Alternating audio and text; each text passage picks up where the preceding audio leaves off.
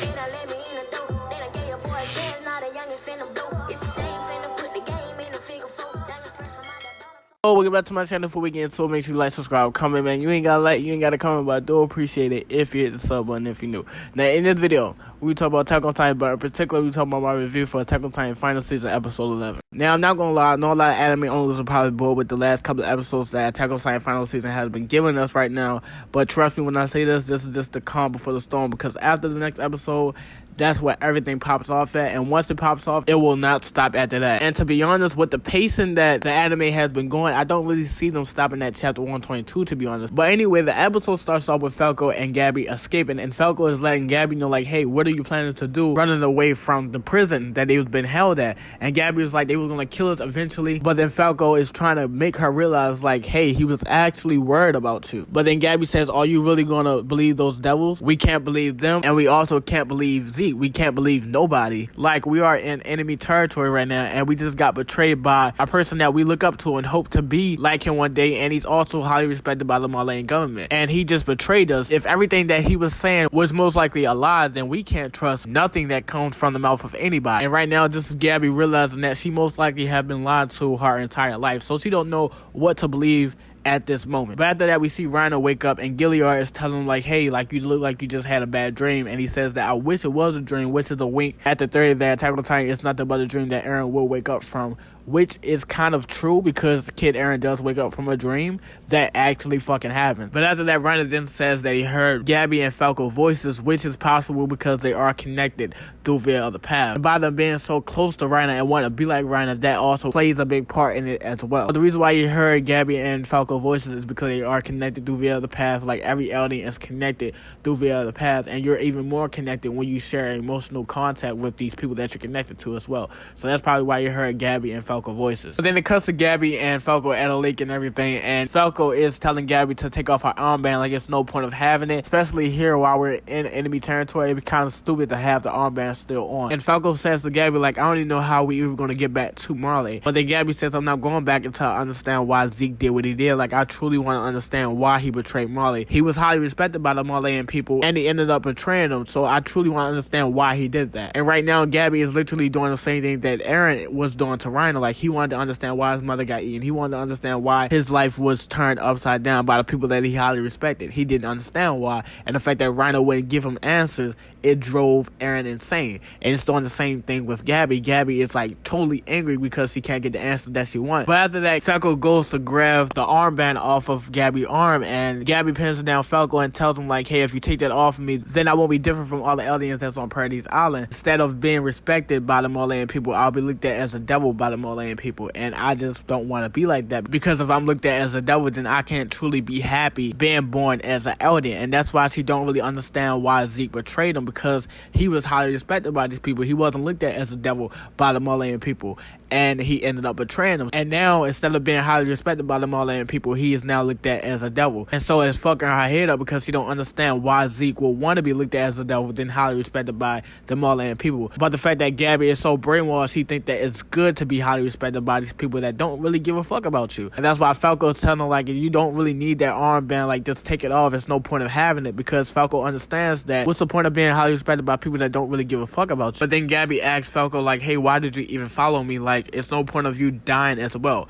And this is her also being like Eren doesn't want anybody dying because of him or for him. And at this moment, Gabby doesn't really see that Falco does truly care about her and doesn't want her to go through all the shit that she's going through alone, just like how Mikasa doesn't want Eren to go through all the shit that he's going through alone. So it's like hella parallels between Falco, Gabby, and Mikasa and Eren that you can see in this episode. But after that, Falco and Gabby meets Sasha's sister, and Gabby is about to throw a rock at or try to kill Sasha's sister with a rock and everything. But then Sasha's sister basically welcomes them to her house in the meal, and this catches Falco and Gabby off guard because they wasn't expecting this type of hospitality from a alien from Paradise Island, a alien who they was told to hate their entire life, just welcomed them into their own house. Anyway, Falco and Gabby follow Sasha's sister, and they get to her house and everything, and Gabby's already planning her escape. She plans to try to use the horse, but then Gabby says that I don't want to eat with those island devils. Even though that Sasha's sister just showed her and Falco that she is no way in shape or form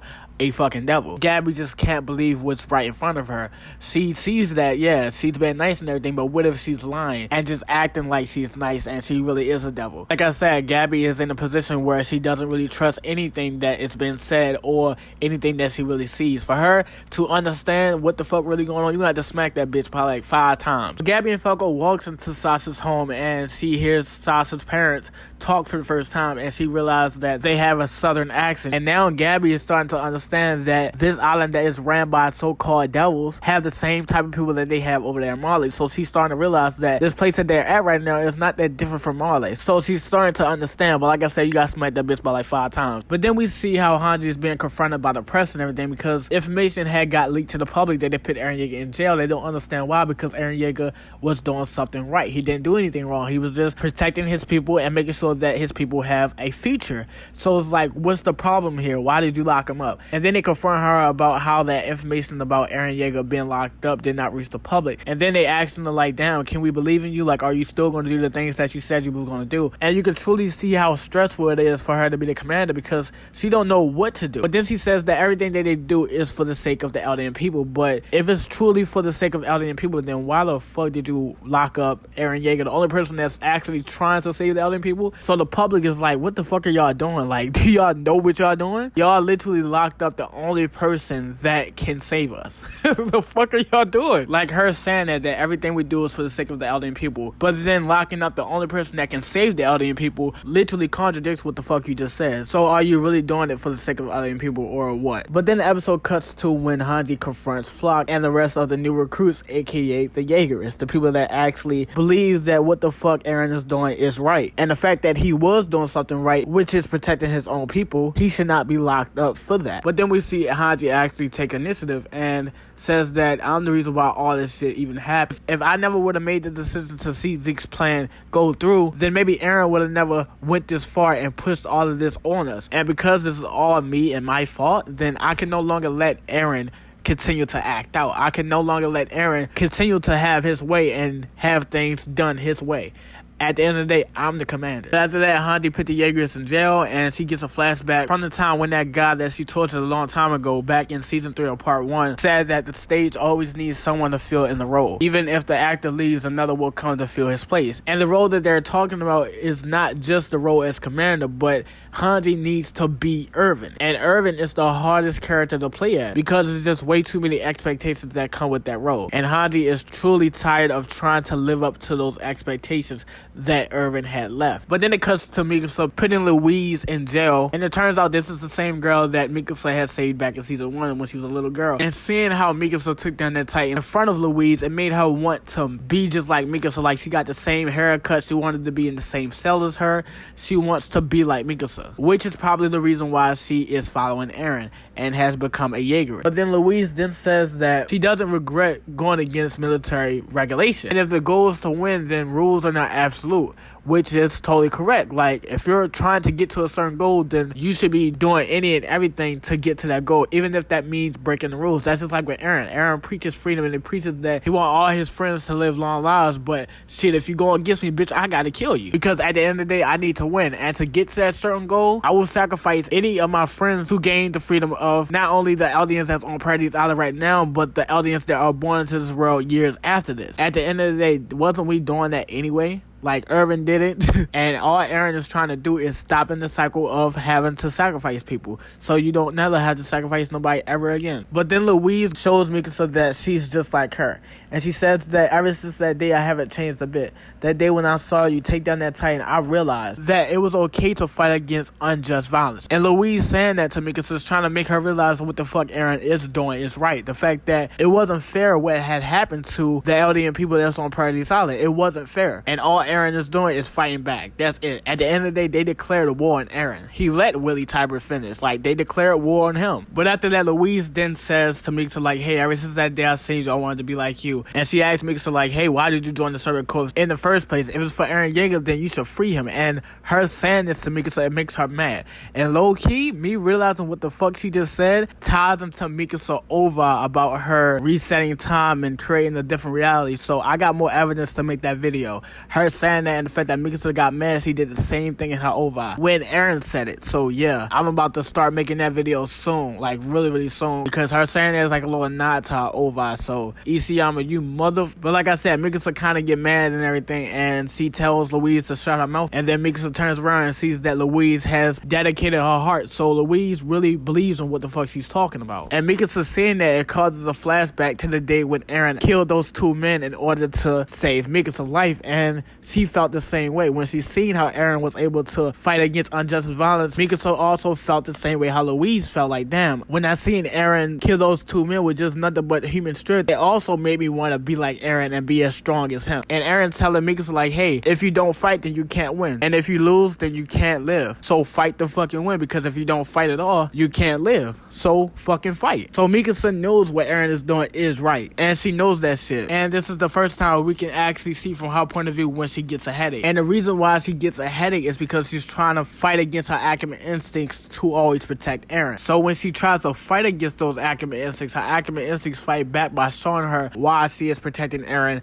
in the first place, because he saved her that day, because he gave her a new reason to fight. And because of that, she looked at Eren as the person that she needed to protect. So when all those things are met, that is when the Akuma instincts are activated, giving her the Titan powers and giving her the experience from every other Akuma through there of a path. But after that, we see Commander Pixis basically tie everything that has happened towards Yelena. So basically, the scouts believe that Yelena has been orchestrating everything from the very jump for Zeke, so they feel like Eren is being controlled by them, that Eren is following orders from Yelena and Zeke, which is why the volunteers are being locked up. But then the episode comes back to Gabby and Falco, and Gabby asks Falco like, hey, why aren't you mad at Zeke for betraying us? And Falco says like, hey, it's nothing we can do. Falco can't really blame Zeke for being a traitor, because Falco truly understands the way how aliens lived over there in Marley was not the way to live, and they had it coming. Like, what can we do? We're two kids who got caught up in this war shit. Like, what can we do? But then we see how Gabby is telling Sasha's sister, like, hey, like, you need to accept the depths of their sins, then you can be able to atone for them. And then Sasha's sister then says, like, hey, do they also relate to our parents dying and everything? And Gabby says, of course. No matter how many good things you do in this world, you still cannot escape your sin. But then Sasha's sister takes Falco and Gabby to her hometown and tells them the story of that day when she literally sat there and watched her mother get eaten by a Titan. And then she says like, hey, I don't understand why the outside world thinks that we're devils. Like, what did my mom do in order for her to be looked at as a devil? Like, what did she do? But then Gabby tells her like, hey, your kind literally slaughtered people for thousands of years. Eldians used the power of the Titans to trample and rule the world for millennia, wiped out other people's cultures and forced them to bear their children and murdered endless droves of people. And then Gabby tells her like, hey, stop playing victim. But then Sasha's sister tells her like, hey, like, what about my mom? Like, she was born and raised here. She didn't do any of that, so why the fuck did my mama have to be eaten? But then Gabby says no, it was the ancestors that did all of it a long time ago. But Sasha's sister then says like, what about the people that live now? Like, we didn't do anything. We're not playing victim, we're literally the victim. We didn't even know that you guys were alive on the outside world until 3 years ago. But then Gabby then tells her like, not long ago you guys just destroyed my home. But then Sasha's sister says like, oh, my mother was killed 4 years ago, so that whole situation about your home getting destroyed has nothing to do with my mother. So again, why did my mother have to die? And it's so fucked up. Like, you should not push other people's actions on another person just because of them being the same race. Like, we didn't do anything. So you want to hate me because of another person that is the same race as me. You want to hate me because of what they did to you. But I didn't do anything. That's the fucking thing. That is what Gabby is not realizing. Like, you're hating these people. You don't even know these people. You're hating them because of what other people of the same race has done. And it makes no fucking sense. But hey, that's fucking war. But Falco tells her like, Invasion of Paradise 4 years ago was staged for a larger attack and your mother got caught up in it. So basically, my mother died because of the things that your people over there did. So do that give me the right to hate you? No, it gives me the right to hate them, but it don't give me the right to hate you and puts their actions on you. So that's why Sauce's sister basically said like, hey, why are you saying sorry for them when you didn't do anything? You was just born over there, but you didn't do what they did, so why should I hate you? Yeah, I hate them, but I don't hate you because you didn't do anything. But then the episode ends off with Sasha's sister basically telling them how Sasha saved her and the fact that she want to be like her sister, so she wants to help them and save them like how Sasha saved her. her. So this was a good ass episode, man. Like, I fuck with Attack on Titan so much because of how real it is, and I'm only reviewing these episodes because I wasn't able to review the chapters of the manga and everything. So me doing that is just making up for that, because I picked up Attack on Titan way too late. Like, back when Attack on Titan first came out in 2013 and everything, I was 13 years old, literally, and I was not worried about doing YouTube about this shit. But this is the end of the video, man. You ain't gotta like, you ain't gotta comment, but I do appreciate it if you hit the sub button if you do, man. And I am out.